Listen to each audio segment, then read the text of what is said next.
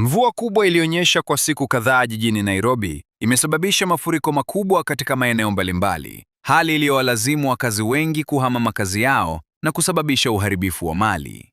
Maeneo yaliyoathirika zaidi ni pamoja na mitaa ya mabondeni na sehemu zisizo na mifumo bora ya maji taka, ambapo barabara zimejaa maji na shughuli za kila siku kusimama kwa muda. I was supposed to be in the house by 6, but since it began raining, it's now 3 hours, 4 hours. It's almost getting to 4 hours, and it's still raining. It has not yet stopped, and it has really affected my schedule. Akizungumza kuhusu hali hiyo, Gavana wa Nairobi Johnson Sakaja alisema kuwa serikali ya kaunti imechukua hatua za haraka kukabiliana na mafuriko hayo. Alieleza kuwa juhudi zinaendelea kufungua mifereji ya maji iliyoziba na kuimarisha miundombinu ya kupitisha maji ili kuzuia madhara zaidi.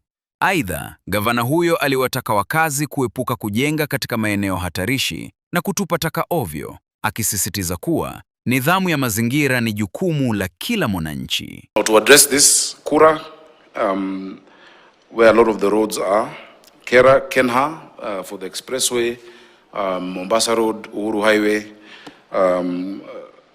and the other related infrastructure, the Nairobi Rivers Commission, Nairobi Water and Sewerage Company, and the county government mobility sector have been directed to submit a comprehensive joint assessment and... Wakati huo huo, vikosi vya uokoaji vinaendelea kufanya kazi usiku na mchana kuwasaidia walioathirika, huku serikali ikiahidi kuendelea kufuatilia hali hiyo kadri mvua zinavyoendelea kunyesha.